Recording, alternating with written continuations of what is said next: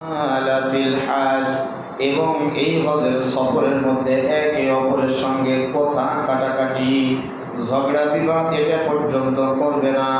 ওমা তাফআলু মিন খাইরিন ইয়ালামুহুল্লাহ। আমার বান্দারা যে নেক কাজগুলো করে এই নেক কাজ সম্পর্কে পৃথিবীর কোনো মানুষ না জানলেও ইয়ালামুহুল্লাহ জানেন কে? জোরে চিৎকার দিয়ে বলেন। আল্লাহ তাআলা বলেন, কেউ যদি না জানে আমি আল্লাহ জানি। আমি আল্লাহর চোখে ফাঁকি দিয়ে একটা নেক আমল তোমার পাশায় যাবে না। তোমার সমস্ত নেক আমলের খবর আমি আল্লাহ তাআলা জানি। ওয়াতাসাওয়াদু, অতএব তুমি পাথেও তৈরি করো। হজের সফরে বের হয়েছো, এখন তুমি পরকালের পাথেও তৈরি করে নাও।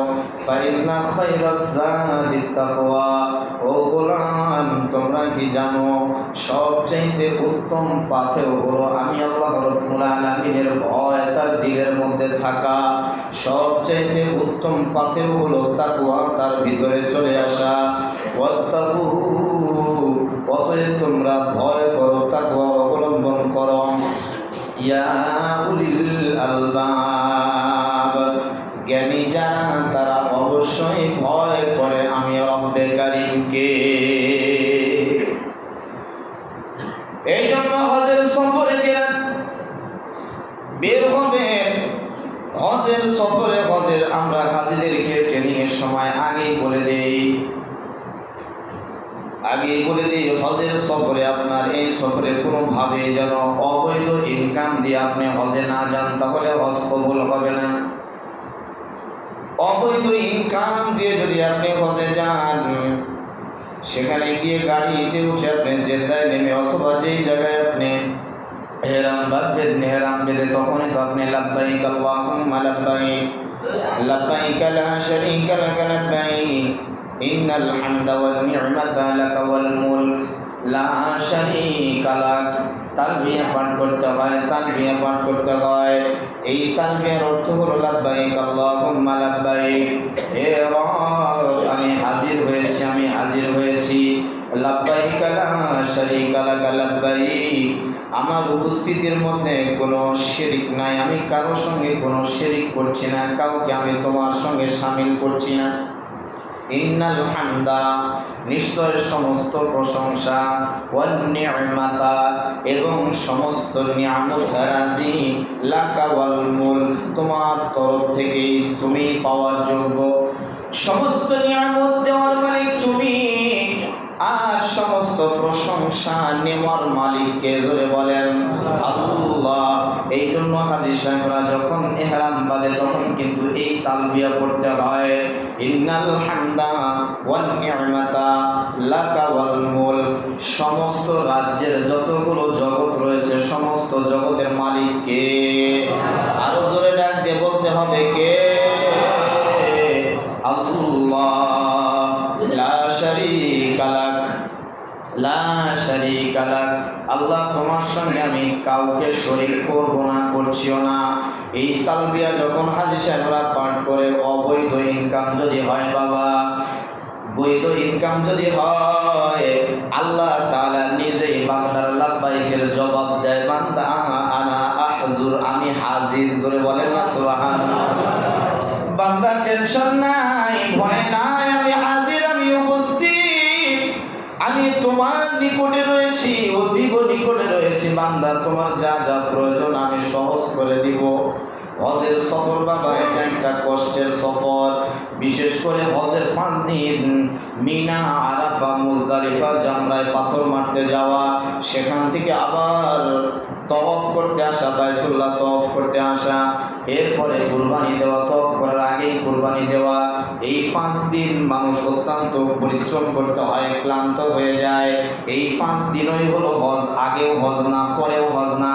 গত জুমায় আমি আলোচনা করেছি নির্দিষ্ট দিনে, নির্দিষ্ট সময়ে, নির্দিষ্ট জায়গায়, নির্দিষ্ট কিছু কার্যকরী সম্পাদন করার নামই হলো হজ। এই জায়গাগুলোতে হজ হয়, এই জায়গাগুলোতে অত্যন্ত পরিশ্রম করতে হয়, আল্লাহর কাছে দোয়া করতে হয়, আল্লাহ আমার হজের কাজগুলো তুমি সহজ করে দাও এবং তা তুমি কবুল করে নাও। আল্লাহ বলে, বান্দা তোমার সমস্ত কাজগুলো আমি সহজ করে দিলাম।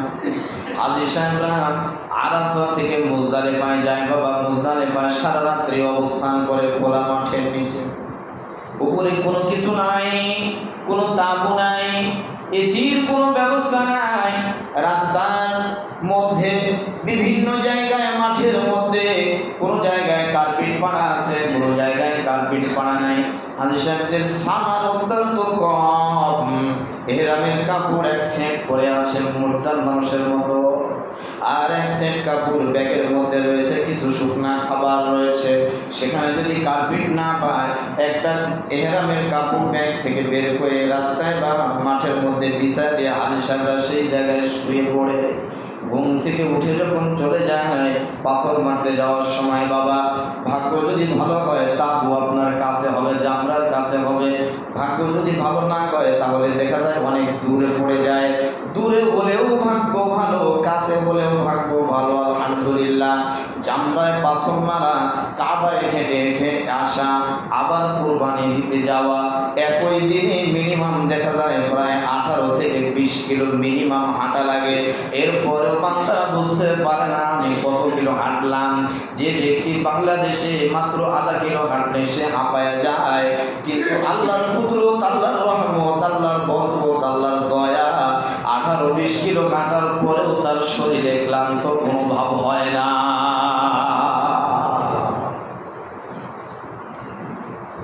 হজের সফরে যদি বৈধ ইনকাম হয়, বান্দার জবাব দেয় মাওলানা কারীম। আর যদি পাথর যদি অবৈধ হয়,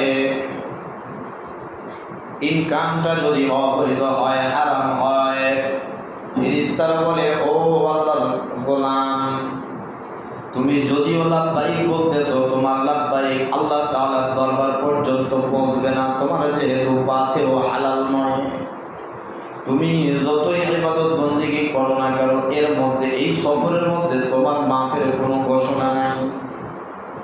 এই জন্য হজের সফরে কোনোভাবে অবৈধ ইনকাম দিয়ে হজের নিয়ত করা যাবে না। অবৈধ ইনকাম দিয়ে নিজের জীবন তাহলে চালানো যাবে বাবারা আমার। অবৈধ ইনকাম দিয়ে যদি নিজের জীবন চালাই, নিম্নে 40 দিন পর্যন্ত ইবাদত হবে না। 40 দিন পর্যন্ত আপনি নামাজ পড়েন, কোরআন তেলাওয়াত করেন, রোজা রাখেন, অন্যান্য আমল করেন, এই আমলগুলো আল্লাহর দরবারে গ্রহণ, জোরে বলেন, হবে না।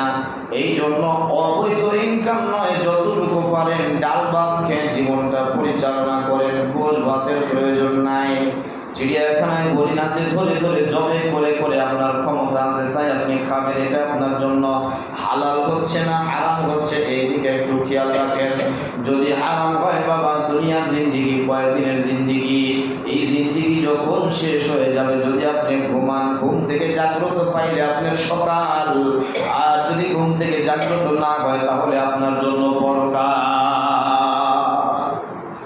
অবৈধ ইনকাম না রে বাবা না, দুইটা পা ধরে বলি অবৈধ ইনকামের দিকে যাবেন না।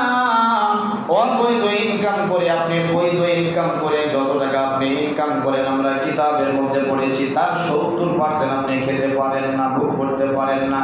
বৈধ ইনকামে যদি আপনি 70% পর্যন্ত শেষ করতে না পারেন, সর্বোচ্চ যদি আপনি 30% খরচ করতে পারেন, শেষ করতে পারেন, আরো 70% থেকে যায়, তাহলে অবৈধ ইনকাম একজন মানুষের জীবনে কোনো দরকার আছে?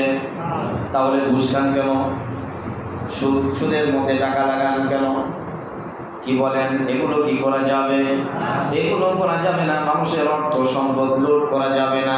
মেয়েকে ছাঁটাই করে ছেলেকে জমি দেওয়া যাবে না, ছেলেকে ছাঁটাই করে মেয়েকে জমি দেওয়া যাবে না। এইভাবে কোনো অবৈধ কাজে নিজেকে লিপ্ত করা যাবে? জোরে বলেন, যাবে? যাবে না বাবা, যাবে না। হজের সফরের মধ্যে মহান আল্লাহ রাব্বুল আলামিন হজের ফজিলত সম্পর্কে বলেন, ওয়াইজ জাআলনাল বাইতা মাসাবাতাল লিন-নাসি ওয়া আমনা। যারা হজের সফরে আসছে এটা আমি একটা মুসলমানদের সম্মিলিত একটা স্থান বানায় দিলাম। এখানে লক্ষ লক্ষ মানুষ হাঁটে, লক্ষ লক্ষ মানুষ হাঁটে, কেউ কারোর প্রতি জুলুম করে না। তওয়াফ করার সময় বাবা, তওয়াফ করার সময় অনেক সময় দেখা যায় একজনের পায়ের আঙ্গুলের গুঁড়া লেগে আরেকজনের পায়ের পিছনটা কেটে যায়, এরপরেও তাকে কিছু বলে না। সুবহানাল্লাহ বলবেন না? আল্লাহ তাআলা বলেন নিরাপদ, নিরাপদ। যে তোমার পাটা কেটে দিল সে ইচ্ছা করে কাটছে, জোরে বলেন। ইচ্ছা করে কাটে নাই, তোমার পা কেটে গেছে, সেও যেমনি ভাবে আমি আল্লাহ তাআলার পাগল। তুমিও হাঁটতে হাঁটতে তোমার পা কেটে গেল, তুমিও তো আমি আল্লাহর মহব্বত পাওয়ার জন্য পাগল। সুতরাং তোমরা উভয়ে আমি আল্লাহর কাছে নিরাপদ। واتخذوا من مقام إبراهيم مصلى। আর ইব্রাহিম যেই জায়গায় দাঁড়াইছে এই জায়গায় তুমি নামাজের জায়গা বানাও। অর্থাৎ হযরত ইব্রাহিম আলাইহিস সালাতু ওয়াস সালাম যে পাথরের উপরে দাঁড়িয়ে দাঁড়িয়ে কাবা বাইতুল্লাহ মেরামত করেছিল বাবা, এই বাইতুল্লাহর পিছনে 2 রাকাত নামাজ আদায় করতে হয়, তওয়াফ শেষ করে 2 রাকাত নামাজ আদায় করতে হয়। আল্লাহ তাআলা বলেন ওয়াত্তাখিযু মিন মাকামি ইব্রাহিম মুসাল্লা, ওই জায়গাকে তোমরা গ্রহণ করো যেই জায়গায় মিন মাকাম ইব্রাহিম দাঁড়াইছে, মুসাল্লা তোমরা নামাজের জায়গা বানায় নাও। এর পিছনে নামাজ আদায় করতে হয়, নামাজ আদায় করতে হয়। হাদিস কিতাবের মধ্যে রয়েছে, আয়াতের তাফসীরের মধ্যে রয়েছে, খাঁটি ভাবে খাঁটি দিলে বৈধ পন্থায় আল্লাহর কোনো গোলাম যদি হজে অথবা উমরায় গিয়ে তার হালাল উপার্জন নিয়ে গিয়ে একবার যদি তওয়াফ করে 7টা পাক দিলে একটা তওয়াফ হয়। একটা তওয়াফ শেষ করে মাকামে ইব্রাহিমের পিছনে নামাজ আদায় করে বান্দারা মাওলার কাছে হাত তুলতে দেরি, আল্লাহ তাআলা বান্দার গুনাহ মাফ করতে দেরি করেন না। হজ অত্যন্ত উত্তম একটা আমল। হাদিসটি হযরত আবু হুরায়রা রাদিয়াল্লাহু তাআলা আনহু থেকে বর্ণিত। وعن ابي هريره رضي الله تعالى عنه قال قال اصحابه سئل رسول الله صلى الله عليه وسلم اي الاعمال افضل। সাহাবায়ে কেরামরা নবীজির কাছে জিজ্ঞাসা করলেন আইয়ুল আমালি আফদল, কোন আমলটা উত্তম আমল, কোন আমলটা উত্তম আমল, কোন ইবাদতটা উত্তম ইবাদত। قال رسول الله صلى الله عليه وسلم, নবীজি বললেন ঈমানুম বিল্লাহ, সবচাইতে উত্তম ইবাদত হলো আল্লাহ রাব্বুল আলামিনের উপরে ঈমান আনয়ন করা। ঈমান আনলাম না, হজ করতে গেলাম, বলেন তো হজ কবুল হবে? ঈমান আনলাম না, রোজা রাখলাম, রোজা কবুল হয়ে যাবে? ঈমান আনলাম না, কোরআন তেলাওয়াত করলাম, কোরআন তেলাওয়াতের সওয়াব পাওয়া যাবে? ঈমান আনলাম না, কোরআনুল কারীমের আরবি থেকে বাংলা তরজমা করলাম, কৃষ্ণচন্দ্রের মতো সওয়াব পাওয়া যাবে? যাবে না, যাবে না, যাবে না। 1 নম্বরের শর্ত হলো আপনি যদি এগুলো ফায়দা পেতে চান, সওয়াব পেতে চান, মাপ পেতে চান, সর্বপ্রথমে যে ইবাদতটা করা লাগবে সেটাই হলো ঈমানুম বিল্লাহ। ঈমান আনা লাগবে কার উপরে? আর ওদের বলেন সাহাবায়ে কেরামরা জিজ্ঞাসা করলেন সুম্মা মাযা, ও নবীজি এরপরে কোন ইবাদত উত্তম? قال النبي صلى الله عليه وسلم, আল্লাহর নবী বললেন আল জিহাদু ফি সাবিলিল্লাহ, আল্লাহর রাস্তায় জিহাদ করা, ইলাহি কালামুল্লাহর জন্য আল্লাহর রাস্তায় জিহাদ করা। সাহাবায়ে কেরামরা জিজ্ঞাসা করলেন সুম্মা মাযা, অতঃপর কোন আমল আল্লাহ রাব্বুল আলামিনের দরবারে বেশি উত্তম? আল্লাহর নবী বললেন قال النبي صلى الله عليه وسلم হাজ্জু মাবরুরাতান বিল্লাহ। 3 নম্বরে উত্তম আমল হলো মহান আল্লাহ রাব্বুল আলামিনের দরবারে হজ্জ মাবরুর, কবুলিয়ত হজ যদি বান্দারা করতে পারে, এই আমলটা মহান আল্লাহ রাব্বুল আলামিনের কাছে অত্যন্ত প্রিয়। হজের ফজিলত সম্পর্কে আরো হাদিসের মধ্যে আল্লাহর নবী বলেন, হাদিসগুলো হযরত আবু হুরায়রা রাদিয়াল্লাহু তাআলা আনহু থেকে বর্ণিত।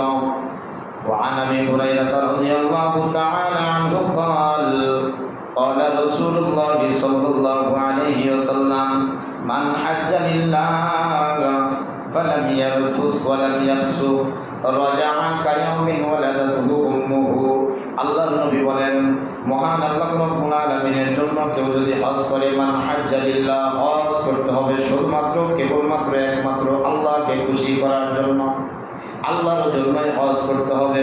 যদি আমি সুনাম অর্জনের জন্য হজ করি, হজ করতে গেলাম, হজ করে আসলাম, মানুষ আমাকে হাজী সাহেব বলবে, হাজী সাহেব বলে ডাকবে, মনের ভিতরে আনন্দ লাগবে, এমন যদি নিয়ত হয় বাবা বুঝে থাকলে বলুন এর হজটা কি কবুল হবে?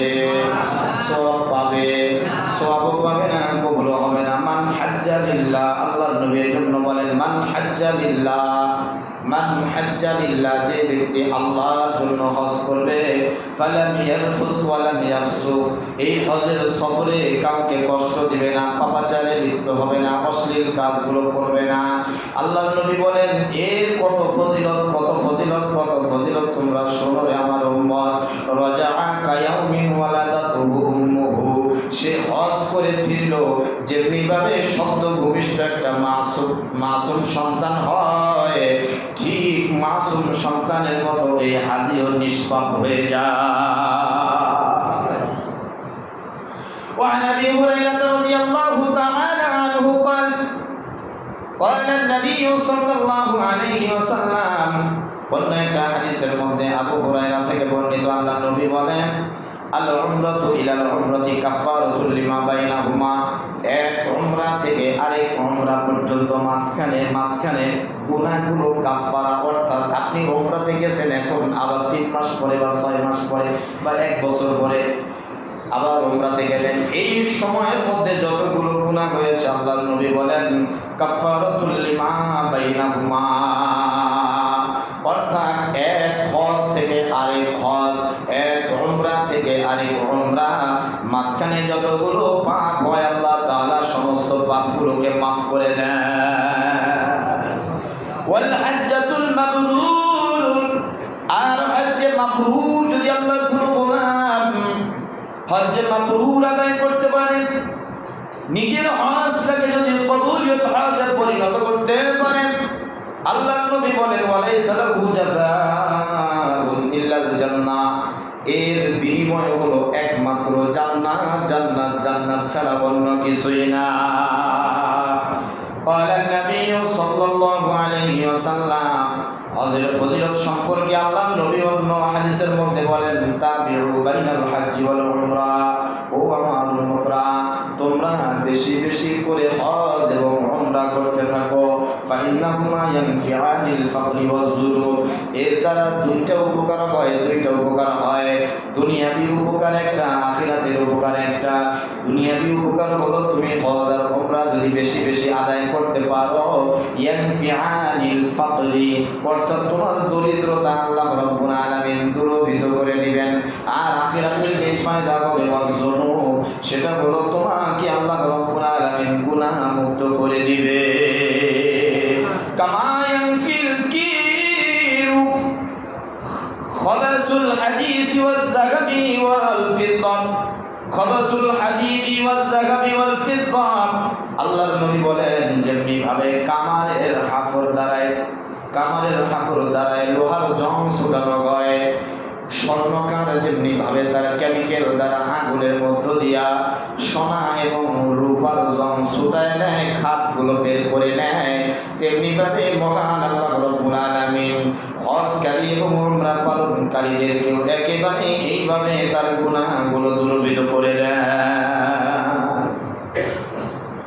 ইয়া উমর ইবনুল আব্বাস, আল্লাহর নবী বলেন হে উমর ইবনুল আব্বাস, আন্না আলিমতা, তুমি কি জানো আন্নাল ইসলাম ইয়াহদিমু মা কানা ক্বাবলাহু, ইসলাম গ্রহণ করার কারণে তোমার পূর্বের সমস্ত অপরাধগুলো একেবারে ধ্বংস হয়ে যায়।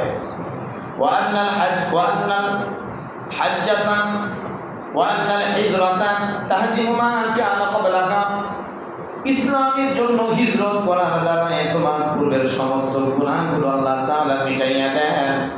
ওয়া আন্নাল হাজ্জা ইয়াহদিমু মা কানা ক্বাবলাহু, করার কারণে তোমার অতীতের সমস্ত গুনাহগুলো আল্লাহ তাআলা মাফ করে দেন।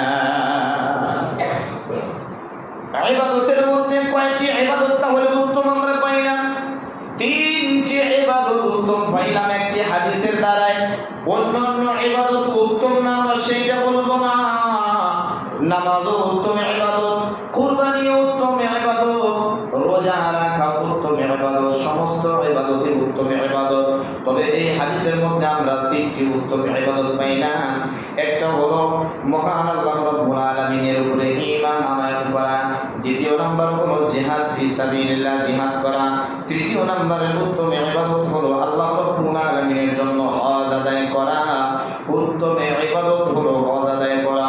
আম্মা জান আয়েশা রাদিয়াল্লাহু তাআলা আনহা রাসূল আকরাম সাল্লাল্লাহু আলাইহি ওয়াসাল্লামকে জিজ্ঞাসা করলেন, ইয়া রাসূলুল্লাহ, ইয়া হাবিবাল্লাহ, আইয়ুল আমালুল হজ্জ আফজাল, আইয়ুল আমালুল জিহাদ, জিহাদ তো একটা উত্তম ইবাদত, তাহলে কি সেটা আমরা করব না? আল্লাহর নবী বললেন, না না না না না, তোমরা এটা করবে না। তোমাদের জন্য উত্তম হলো হজ্জুল মাবরুরুল জিহাদ, অর্থাৎ হজ্জে মাবরুর হলো জিহাদের মতো উত্তম ইবাদত তোমাদের জন্য।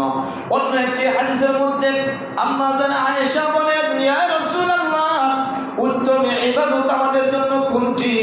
উত্তম জিহাদ আমাদের জন্য কোনটি? আল্লাহর নবী বলেন, তোমাদের জন্য উত্তম জিহাদ শুধু তুমি নয়, বরং তোমাদের মতো সর্বমোট চার শ্রেণীর মানুষের জন্য উত্তম ইবাদত হলো। একটি হাদিসের মধ্যে আল্লাহর নবী বলেন, আল জিহাদুল কাবীর ওয়াস সাগীর ওয়াস যাঈফ ওয়াল মারআ আল হজ্জ ওয়াল উমরা, জিহাদের চাইতে উত্তম হলো চার শ্রেণীর মানুষের জন্য হজ আদায় করা এবং উমরা আদায় করা। আল্লাহর নবী বলেন, আল কাবীর, বয়স্ক মানুষ। তার মানে এটা নয় যে আমি হজ না করে আমার বয়স্কদের পরিণত করবো, এটা কিন্তু না। এটার জন্য কিন্তু জবাবদিহিতার কাঠগড়ায় দাঁড় হওয়া লাগবে। আপনার উপরে হজ ফরজ হয় নাই, বয়স হয়ে গিয়েছে, এখন শরীরের মধ্যে আর শক্তি নাই যে আপনি হজের মতো সফরে আপনি যাবেন, হজের সমস্ত কার্যক্রমগুলো আপনি করতে পারবেন, এমন বয়োজ্যেষ্ঠের মধ্যে পৌঁছে গিয়েছেন। আপনার জন্য এতটা বয়স্ক হয়েছে যে আপনি জিহাদ করতে পারবেন না।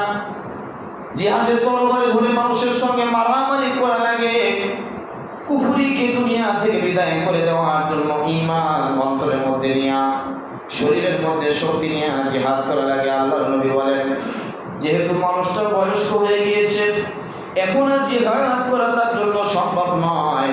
জিহাদের চাইতে বড় আমল তার জন্য আল কাবীর, বয়স্ক মানুষের জন্য ওয়াল হজ্জ ওয়াল উমরা, হজ এবং উমরা করা, এটাই হলো জিহাদের চাইতে উত্তম ইবাদত। যদিও আমাদের বাংলাদেশের মানুষ এই হাদিসের উপরে আমল করে, বুড়া না হওয়া পর্যন্ত হজে যেতে চায় না, মুরব্বী না হওয়া পর্যন্ত হজের নিয়ত করে না।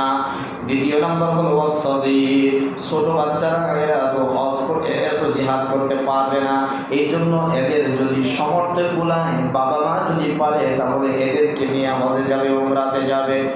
তৃতীয় নাম্বার ওয়াসযাঈফ, দুর্বল মানুষের জন্য জিহাদ উত্তম না, দুর্বল মানুষের জন্য হজ এবং উমরা উত্তম।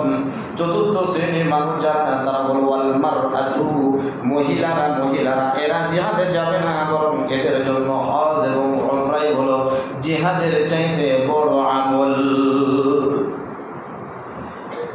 হযরত আম্মা জান আয়েশা রাদিয়াল্লাহু তাআলা আনহা থেকে আরেকটি হাদিস বর্ণিত, হজের ফজিলত সম্পর্কে তিনি বলেন, হাজিরা মিনা থেকে যখন আরাফায় যায়, আরাফার দিনে আল্লাহ তাআলা বান্দাদেরকে এত বেশি মাফ করে দেন যে পৃথিবীর বছরে অন্য কোনো দিনে বান্দাদেরকে এত মাফ করা হয় না।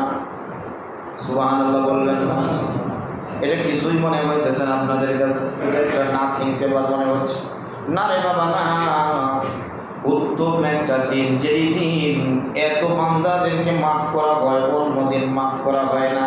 এটা মুসলমানদের জানে খুশির খবর না, না খুশির খবর? খুশির খবর। আলহামদুলিল্লাহ, এই দিনে বান্দাদেরকে বেশি মাফ করে দেওয়া হয়।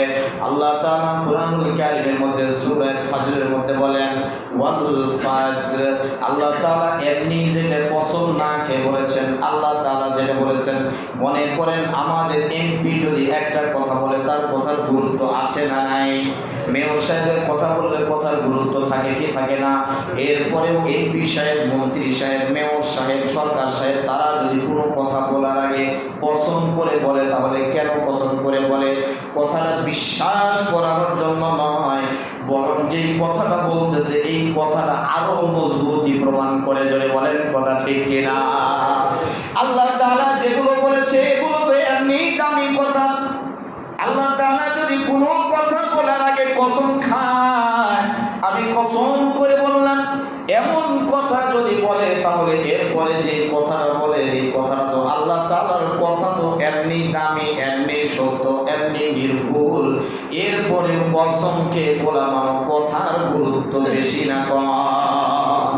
আল্লাহ তাআলা সূরা ফাজরের মধ্যে বলেন, আপনাদের মুখস্থ আছে, ওয়াল ফাজর। ওয়াল মানে কসম খাইতেছেন ফজরের সময়, সকালের কসম খাইতেছে। ওয়াল ফাজর আমি কসম খাইলাম, ওয়ালায়ালিন আশ তোমাদের জন্য 10টি রাত্রে আমি অত্যন্ত বরকতময় করে দিলাম। এই আয়াতের তাফসীরের মধ্যে মুফাসসিরিন ইকরামগণ বলেন, জিলহজ মাসের প্রথম রাত থেকে নিয়ে এসে ওই 10 তারিখ পর্যন্ত এই 10টি রাত মহান আল্লাহ রাব্বুল আলামিনের কাছে অত্যন্ত দামি রাত। এই রাত্রে যারা ইবাদত করবে, কদরের রাত্রিতে ইবাদত করার সমান সমান সওয়াব আল্লাহ তাআলা বান্দার আমলনামায় দিয়ে দিবে। সময় কম বাবা, আরেকটি হাদিস বলে আমি সিঁড়ি টানবো।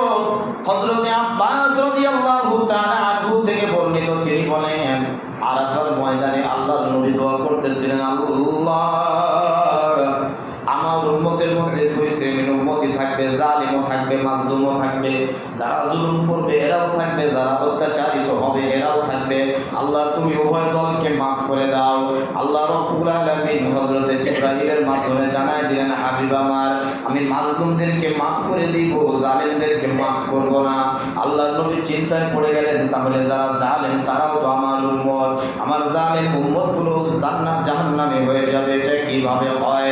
এইভাবে আল্লাহর নবী সারা রাত আরাফা থেকে বিদায় নিলেন মুজদালিফায়। সারা রাত ঘুম নাই, আল্লাহ রাব্বুল আলামিনের কাছে টেনশনে বিভিন্ন ইবাদত বন্দেগীতে তিনি লিপ্ত আছেন। সুবহে সাদিকের সময়, ফজরের সময় আল্লাহর কাছে দোয়া করলেন, ওই দোয়াটা পুনরাবৃত্তি করলেন, আল্লাহ জালিম এবং মাজলুম উভয়কে তুমি মাফ করে দাও। আল্লাহ তাআলা বলেন, হাবিব আমার, সারা রাত্রিতে ক্লান্তিতে আপনি যে ফজরের সময় দোয়াটা করলেন, দয়া করে জান আমি উভয় দলকে আমি মাফ করে দিলাম। আল্লাহ নবী একটু হাসলেন। সারা রাত পেরেশানির ছাপ চেহারার মধ্যে হযরত আবু বকর এবং ওমর দুইজনের সামনে। আবু বকর ওমর বলেন, আনা আবি ওয়া উম্মি, ও হাবিব, আমার বাবা এবং মা আপনার জন্য কুরবান হয়ে যান। এই সময় আপনি হাসার কথা না, কোন কাজে আপনাকে হাসায় নিল? আল্লাহর নবী বলেন, আমি কালকে দোয়া করেছিলাম, দোয়াটা আমার কবুল হয় নাই, আজকে আবারও দোয়াতে পুনরাবৃত্তি করেছি, মহান আল্লাহ রাব্বুল আলামিন আমার দোয়া কবুল করে নিয়েছে। এটা শয়তান দেখে মাটিগুলো এমন ভাবে তার মাথার উপরে মাখতেছিল আর ক্ষতিকে ডাকতেছিল, হায় হায় হায়, আমি ক্ষতিগ্রস্ত হয়ে গেলাম, খসিরাত দুনিয়া ওয়াল আখিরা, আমার জন্য আখিরাতটাও ধ্বংস হয়ে গেল, আমার জন্য দুনিয়াটাও ধ্বংস হয়ে গেল। আমি কি হবে, আমার কি উপায় হবে? আমি তো মুহাম্মাদের উম্মতকে আমি জাহান্নামে বানাইতে পারলাম না। শয়তানের আফসোস দেখে, পেরেশানি দেখে আমাকে তার কাজটা হাসাইছে। এই জন্য কেউ যদি হজের সফরে হজের নিয়ম করে বাড়ি থেকে বের হয়, প্রতি কদমে কদমে একটা করে নেকি হয়, প্রতি কদমে কদমে একটা করে গুনাহ মাফ হয়। না বুঝলে বলেন না সুবহানাল্লাহ। তওয়াফের পরে 2 রাকাত নামাজ ওইটা বললাম, মাকামে ইব্রাহিমের পিছনে আদায় করা, একটা গোলাম আল্লাহর রাস্তায় আযাদ করে দিলে যে সওয়াব হয়, এই সমপরিমাণ সব আল্লাহ তাআলা বান্দার আমল নামায় দিয়ে দেন। সাফা মারওয়ায় দৌড়াদৌড়ি, তওয়াফ শেষ করে নামাজ শেষ করে এখন যাও সাফা মারওয়ায় দৌড়াদৌড়ি করো। এটা দৌড়াদৌড়ি করা এই জায়গায় ওয়াজিব, এটা উমরাতে ওয়াজিব এবং ফরজে ওয়াজিব, ফরজ হজে ওয়াজিব। এই ওয়াজিবটা যদি আল্লাহর কোনো বান্দা আদায় করে সেখানে আল্লাহ নবী বলেন তাহলে 70টা গোলাম আজাদ করার সওয়াব আল্লাহ তাআলা তার আমল নামায় দিয়ে দিবে। এই হাদিসের মধ্যে শেষ প্রান্তে বলেন আরাফার ময়দানে আল্লাহ যে সমস্ত গোলামরা হজের সফরে সে সময়টা কাটায়, উকুফে আরাফাতে আল্লাহ তাআলা সমস্ত বান্দা বান্দিকে মাফের ঘোষণা গর্বের সাথে দিয়ে বলে বান্দা যাও যাও যাও যাও যাও, এই খুশখবরি নিয়ে যাও, আমি আল্লাহ তাআলা তোমার সমস্ত গুনাহগুলো মিটাই দিলাম, বেগুনাহ মাসুম হয়ে এখন তুমি তোমার বাড়িতে ফিরে যাও।